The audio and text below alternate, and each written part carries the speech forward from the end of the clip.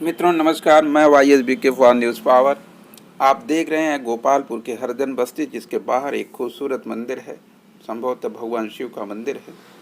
और अब आपको उस बाबा साहब की हरजन बस्ती, बाबा साहब का परिवार क्या कर रहा है और कैसे बढ़ रहा है, क्या झेल रहा है और क्या पाया, क्या खोया, क्या पाना बाकी है, ये सब कुछ आपके सामने, आपकी नज़रों के सामने देखिए और एंजॉय करिए। कहीं रुक जा, कहाँ से बतिया तुम्हारे देखा वहाँ से भागल वाला चेयरमैन साहब के घर से। हाँ, छेड़ी लेके भागा तो तुम्हारी छेड़िया का फोटो लेवे थे इतनी। ये देखिए छड़िया का फोटो, परंपरा है ना गांव की। हाँ, इस परंपरा को दुनिया को बताना जरूरी है ना कि देखिए आज भी गांव में लोग अभी छेड़ी चला रहे हैं, सर पे लकड़ी लेके चल रहे हैं। और दुनिया कहती है कि हमारा भारत जो है अमीर हो गया है।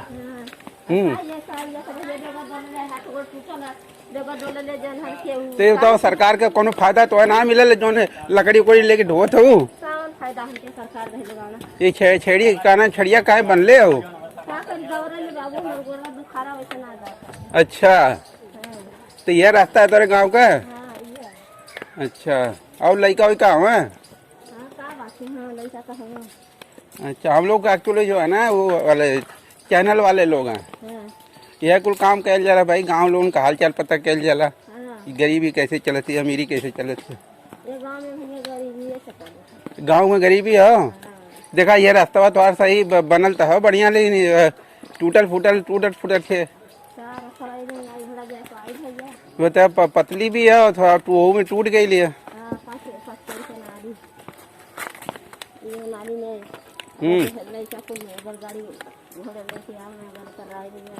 लड़का वैका कमाना मैंने कि ना।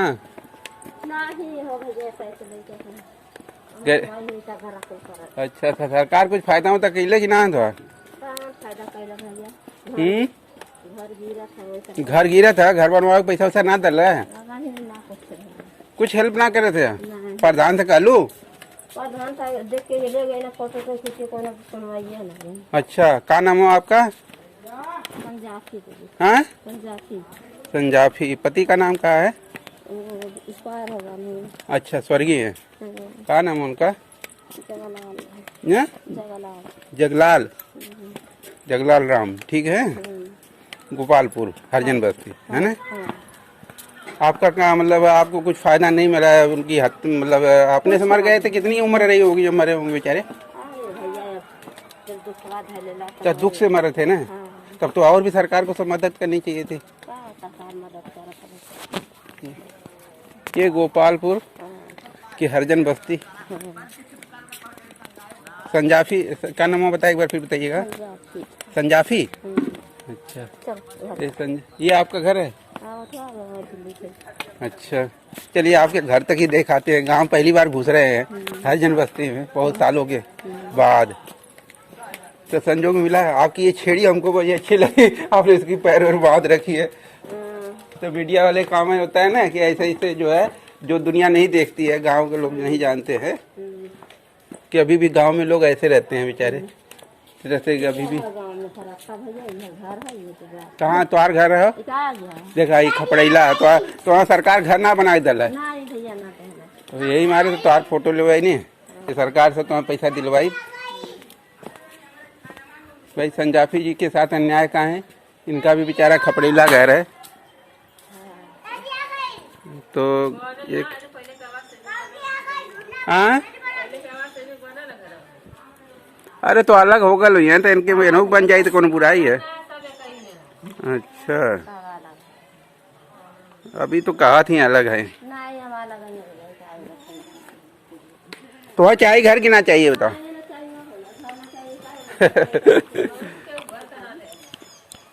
तो अरो थूक चाहिए। तो आज तो पक्का घर लगा था। अच्छा, लेकिन देखा ये तो बेचारी झोपड़ी में रहा नहीं। देखिए ये है संजाफी जी का घर।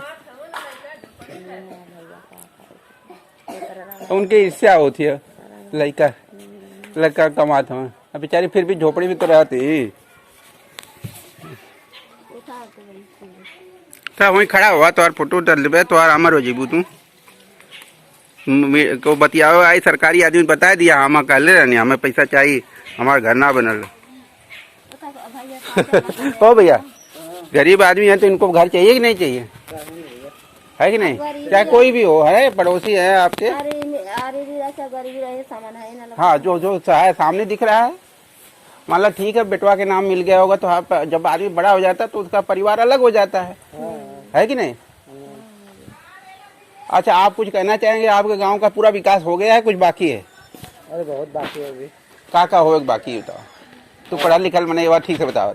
आज नए जमाने आवास वास की व्यवस्था नहीं आई, गरीबों को फायदा कुछ हुआ सरकार से? कुछ नहीं, एक बार प्रधान हुए थे वो गांव के थे तो वही एक आवास सबको दिए। अच्छा बाकी तो 10 साल प्रधान रहे। जयरामपुर करते प्रधान अरविंद प्रधान। अच्छा उनको भी नहीं कुछ मिला। आपका शुभ नाम बताइए? राम सागर जी। मैं भी रहता नहीं हूँ। आप यहाँ का क्या करते हैं? आप पढ़ते लिखते हैं? आप नौकरी करते हैं? काम करता हूँ, नौकरी का। अच्छा प्राइवेट अपना खुद का है ना? क्या करते हैं? देखिए आप हमारा एक यूट्यूब चैनल है, हम उस पर आपकी बात बताएंगे। का तुम्हारा लड़का है? अच्छा मतलब बेचारे अपने हर कोशिश करते हैं परिवार चलाने के लिए, तो ठीक है। गरीब आदमी इसी को तो गरीबी कहते हैं कि मतलब जो काम मिला वो कर लिया और मतलब अपने स्वाभिमान से समझौता तो नहीं कर रहे हैं।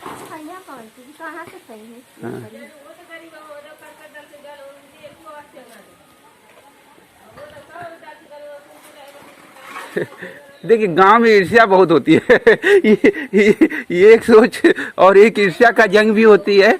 ये पड़ोसन है, ये पड़ोसन बहुत देर से बोल रही है। जनता को ये भी दिखाना चाहिए कि गांव के लोग कैसे एक दूसरे से लड़ते भी है और प्यार से लड़ते हैं, मुस्कुरा मुस्कुरा के लड़ते हैं। क्या कर तो आप उनके लिए लड़ रही हैं या अपने लिए लड़ रही है बताइए? आपका घर तो ये अच्छा सा है ना? अच्छा दिल्ली रहते हैं तो आप भी इन्हीं की बहू होंगी ना? तो नहीं है तो इसमें रहते हैं हम लोग। अच्छा तो आप बीच वाली बहू हैं, बड़ी वाली हैं, कौन सी है? बीच वाली है। तो आप इसी घर में रहते हैं? तो आपको लोगों के लिए कुछ नहीं मिला है? कुछ नहीं मिला है, जब तक प्रधानी है तब कुछ नहीं मिला। अच्छा आपके पति क्या करते हैं? आपके पति क्या करते हैं? वो भी मजदूरी करते हैं। ये भाई साहब भी? कितने भाई हैं ये लोग? 3 भाई हैं। एक भाई जो बनाए हैं यही कुछ करते होंगे। अच्छा नहीं वो भी ऐसा ही करते हैं, प्राइवेट है नौकरी। अच्छा तो कुछ सरकार ने हेल्प दिया होगा, कुछ अपना मिला के बनाए हैं, है ना? तो ठीक है, गरीब आदमी ऐसे ही संघर्ष करता है। और जो है आपके पास कितने बच्चे हैं? 2 बच्चे हैं, एक लड़की एक लड़का। अच्छा ये दोनों आप ही के हैं? ये आपकी देवरानी जेठानी है बगल में? देवरानी। ये देखिए भैया गोपालपुर की हरजन बस्ती जिसमें पहली बार न्यूज़ पावर की टीम पहुंच चुकी है और पहले संजाफी जी की परिवार है पूरा और कुछ बच्चे तो संघर्ष कर रहे हैं छोटे मोटे कभी ड्राइविंग करके, कभी मजदूरी करके, कभी गारा कुछ भी काम कर लेते हैं। ज़मीन तो है मगर ज़मीन को उपयोग करने की क्षमता नहीं है और गरीबी के हाल, बेबसी की कहानी, सच्चाई की जुबानी। ये देखिए इनके परिवार के ये सदस्य हैं जिसे देख करके आपको अच्छा लग सकता है और बुरा भी लग सकता है। गरीबी के आईने से देखेंगे, दर्द के एहसास करेंगे तो शायद आपको अच्छा लगेगा नहीं। ये मासूम बच्चा इस बकरी का है जो सबको सपने दिखाता भी है और प्यार का एहसास भी कराता है। चलिए एक बार नज़दीक से इसे इंटरेक्ट करने का मौका मिला है, देखते हैं क्या कहता है। हाँ ये आवाज़ है, सुनिए इसकी आवाज़। ए बच्चा अरे दोस्ती कर लो बाबू, हमसे दोस्ती कर लो। मम्मी के पास भा रहे हैं। इंसान के बच्चों है, जानवर के बच्चे, प्यार सबको पसंद है, माँ का संरक्षण सबको पसंद है। तनी भर में प्यार भी हो जाता है इन बच्चों से। देखिए ये बच्चे, वाह देखिए वो माँ का दूध का जगह है, उसे पता है कि ये माँ दूध पिलाती है। इसे प्रकृति की व्यवस्था कहते हैं। इसे हम प्रकृति के आईने से देखें तो समझ में आएगा कि प्रकृति पैसा पालन पोषण कैसे करती है। और हम मानव लोग दो हाथ पैर वाले जिनके खोपड़ी में एक ज्ञान का पिटारा होता है, एक गांव की बस्ती का नज़ारा है। जो विकास तो हुआ है, विस्तार भी हुआ है, फिर भी बेबसी और बेचारी लाचारी कहीं साथ नहीं छोड़ रही है।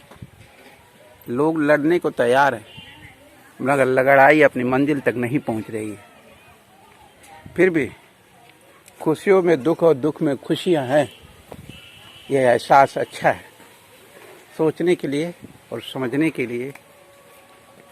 अच्छा जी संजाफी जी, अब हम चलते हैं। आपके सुख दुख को इसमें शेयर किया और दुनिया देखेगी और समाज को समझ आएगा तो आपकी हेल्प करने कोई ना कोई ज़रूर आएगा। ये उम्मीद करते हैं प्रधान जी देखेंगे तो ज़रूर आपकी ये बात सुनेंगे या सत्ता सुनेगी तो गोपालपुर पहुंचेगी और आपके सुख दुख बांटेगी। आप अपनी बात ज़रूर रखिएगा सरकार के सामने जब कोई आता है, लेखपाल आते हैं या कोई और।